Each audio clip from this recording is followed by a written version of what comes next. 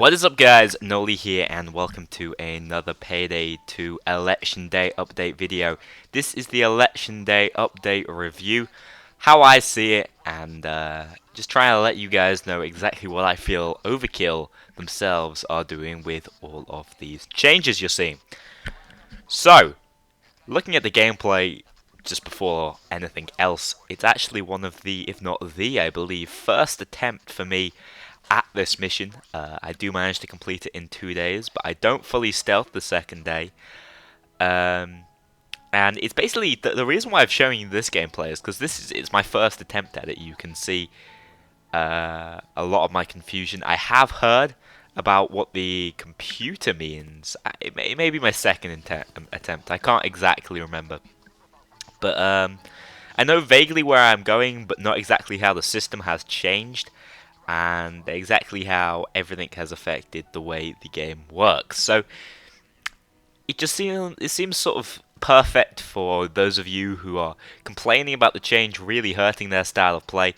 Watch how I change my style of play to fit around it. But I have the changelog in front of me, and we're going to go through each and every stage meticulously, or as meticulously as possible. But just before I get into that, most of you will know the game is 66% off for this lengthened weekend only, from the 20th to the 24th. Do try and pick it up if you haven't already. It's definitely a fantastic buy at £8.33, I believe.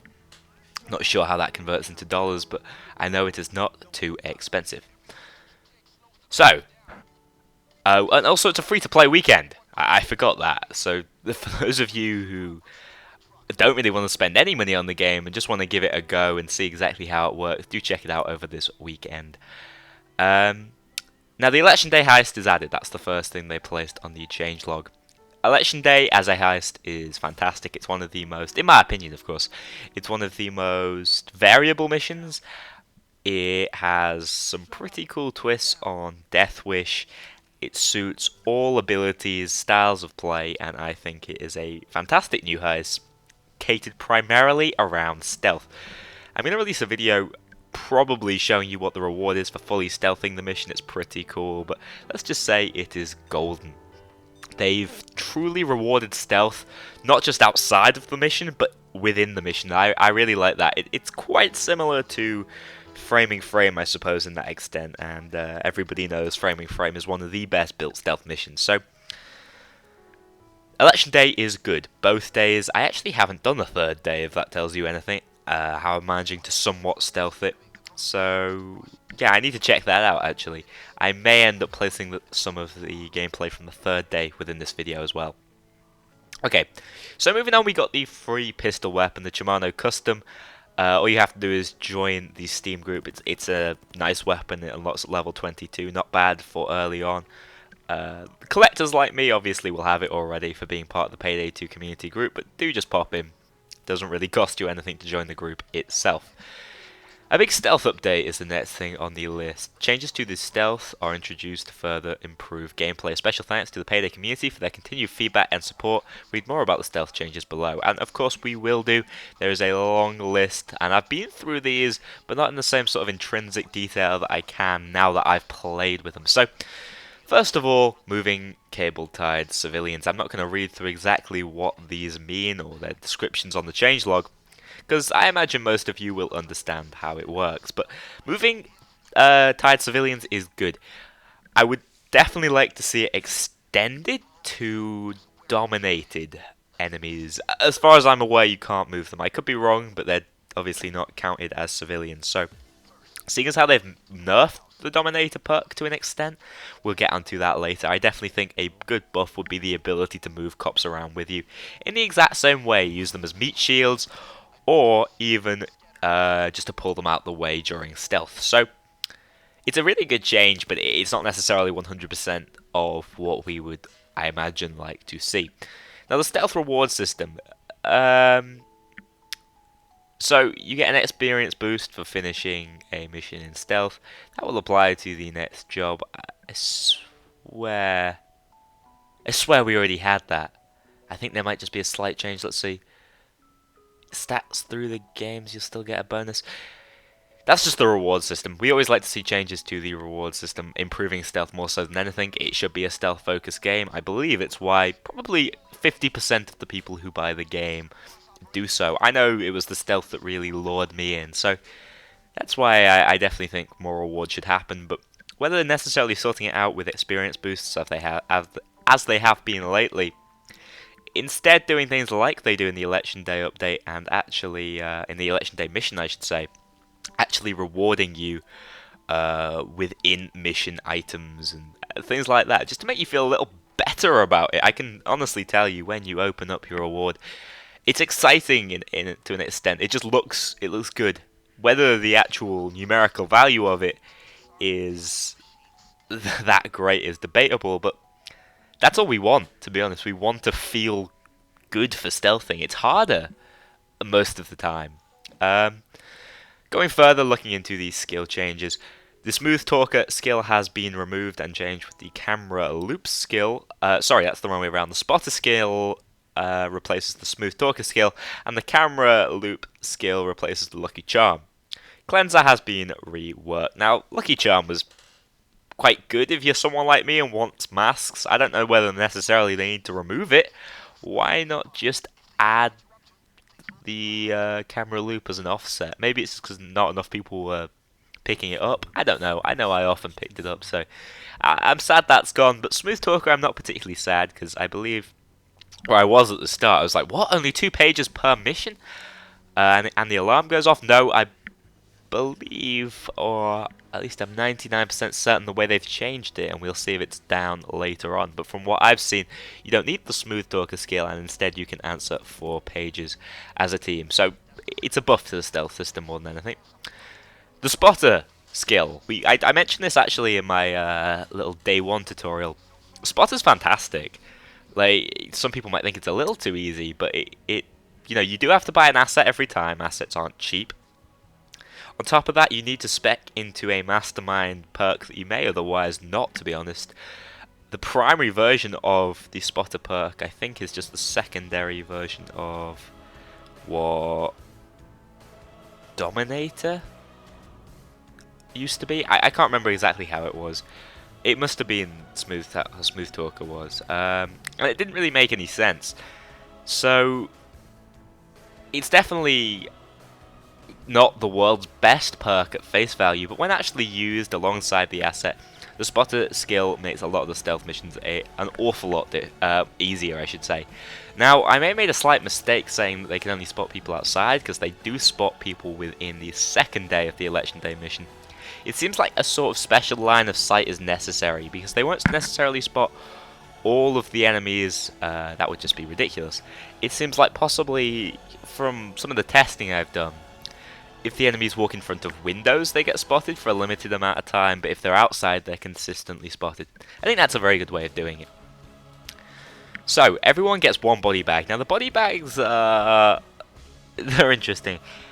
I have to say, it probably affected some of the old missions more so than the new ones. Some of the ones, like maybe Diamond Store, is hurting slightly because of the lack of body bags. But as you remember when I looked at the stealth roadmap that they released, this body bag change is sort of in the right direction. Instead of making it cheap and easy for you just to kill everybody, it forces you into a corner where you have to decide, is this man's life worth taking?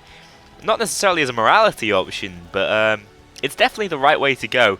Instead of just making all the guards' lives expendable, it kind of makes them seem more idiotic and not as strong in AI if they're not as simple for you to kill. I like the slight nerfs we see to the body bag. I know a lot of guys are not as keen on it, but again, if you do the maths, it's actually quite easy to get enough body bags for the mission anyway, so not a huge hurt. And so going around that, obviously if you're a ghost you get 2 in total and you can buy the asset. I like how they're making assets more useful. They're kind of frustrating for me to have to spend money on, I have to admit, but it's a part of the game that they need to incorporate more, and I think this is a good way of doing it, put it that way. And yeah, Masterminds get the Spotter asset. As I said, he's similar to Elijah. Whether he works in the exact same way, it does seem like the Spotter has a slightly more interesting AI. But yeah, it works very well, and it's definitely worth picking up in the Mastermind tree. Now, the Dominator skill, alarming pager operators. This is an interesting one, because as I said before, they have nerfed Dominator, but they've also made it that with the Dominator perk, everybody within the team can dominate a guard at the same time. So they've buffed it to an extent. But what's the point in that, is my way of thinking. What's the point in dominating enemies unless you have Joker and can convert them? Because at this stage in the game, a dominated enemy is, first of all, stationary unless you kill them, in which case you may as well killed them in the first place. And you have to answer the pager.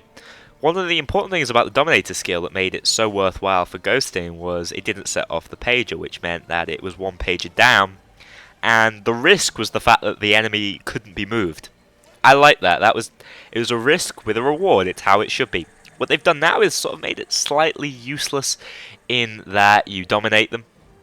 Okay, it's basically like killing an enemy, and then you have to answer the pager. It's the exact same thing, and because they haven't added it, as far as I am aware, where guys who have been dominated can follow you, as I feel it should be, the nerf really has hurt Dominator. I still think it's a good perk because it's very useful in a combat situation to use the Joker skill alongside it, but even so, Dominator has taken a hit overall. Assuming I'm right that you can't force guards you've dominated to follow you around. That is the extremely important facet of this, which makes it go one way or another. So, the spawning guard patrols. Now, some of the complaints are that guards just spawn randomly in maps. I think it's worsened by certain map layouts. I think they've got their heads together a little more with Election Day. Particularly Election Day Day 1, it's one of my favourite stealth maps because there are lots of options and there's lots of open space. Open space it's important, and you'd think it would be bad for a ghost, but large lines of sight don't just work for enemies, they also work for you. They help you to plan a route, realise where enemies could or will be going. And I quite like the openness of Day 1, it's one of my favourite missions to stealth now.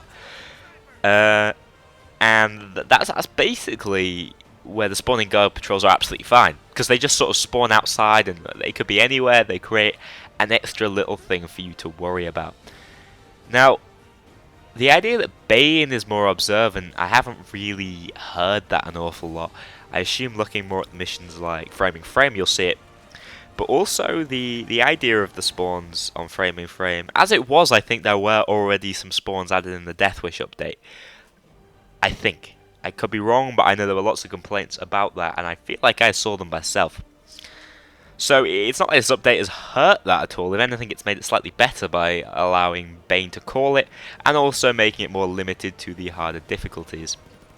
But on those tight maps, it can be very hard when there are only so many places the guard can go, and you've got one guy who's dominated in the middle of the room. The likelihood is that guard is going to ruin the stealth, which, as you guys all know, takes time, and I can understand the frustration in it. The 10 new achievements, simple new achievements, quite enjoyable to do. Some of the things like complete Death Wish and Stealth, complete in Death Wish, complete the mission overall, and I think there's a very simple one where all you have to do is buy, or yeah, I suppose buy and equip the new gun, the Shimano Custom. So, simple and of course enjoyable. The new team voice over lines are really quite good.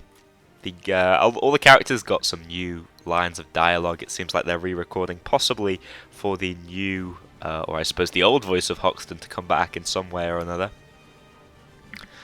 Exactly how he's going to work, the likelihood is he may end up being an NPC. We're not sure how this is going to work overall, but it definitely seems like an interesting development. Now, the lines they tend to be quite simple. They're of course often associated with the Election Day, but some of the things I do believe have been changed in general beyond the Election Day. Things like calling enemies out, just these simple commands that you do during a mission, you know, calling each other and calling enemies. They're the main changes you're seeing there. Now, we're not going to go through all these fixes. This seems like a real-time sync. Fixes are always good, we can't argue with that. It's pretty amusing. The changelog says, "General, changed the change," which of course is the slogan for this update. There are some changes within crime.net, some pretty decent ones. I don't know whether you guys would be interested in seeing little videos of the character profiles they gave us, but they're pretty amusing. And very well done, to be honest. Very well done. So, let's have a look down for ones we have not mentioned. Some animation changes, some very slight cosmetic HUD changes for the body bags.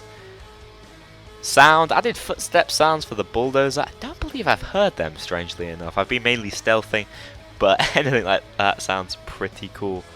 And another fix of a crash. So, awesome stuff overall, but let's have a look at addressing all the complaints I see. Guards spawn too frequently. I don't know about that. I can't say I've experienced the same issue. The Dominator perk has been nerfed to high hell. I agree. It has been nerfed extremely for stealth, but do we need it? There are certain missions where I feel like the security of being able to take all the guards off the map is useful, but it's not what the Payday developers envisaged for their game, and I also don't think it's necessarily the vision that lots of players, possibly even the more casual players, want for their stealthing experience. The idea is every mission is different. That's why they had some of those randomly generated features. No two missions are the same, and that's why they can get away with not having so many different options for missions. Yet, a lot of what you guys complain about, those of you who are bothered by this update, it's the fact that the repeated methods used to clear levels have been altered in some way or another. The ability to remove all threats off the map. I suppose the ability to run through really quickly without considering enemy placements. The changes are only really adding to the variation, and I would hope that long-time players of the game would like and indeed embrace variation changes.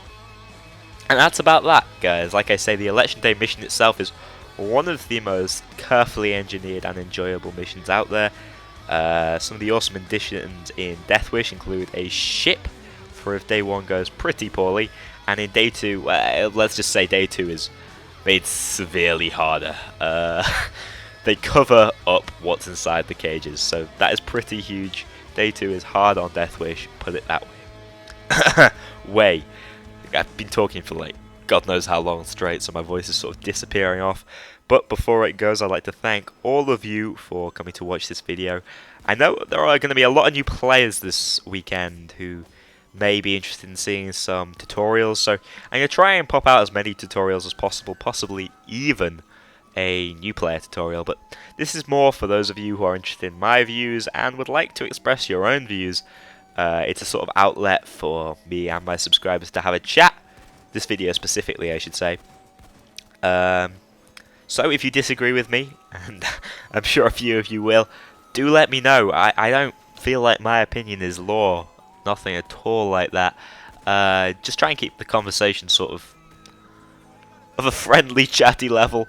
And I'll try and respond to any sort of direct queries or indeed statements I disagree with, I suppose.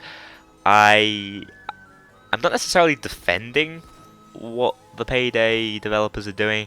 I'm simply saying that not everyone follows the same line of thought as those of you who want to go through the missions in the same way. And to be honest, I don't. I support them so much as their changes primarily for my enjoyment.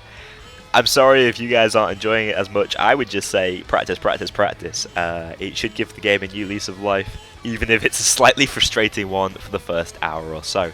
Thanks a lot for watching, guys. I'll see you all in the next one.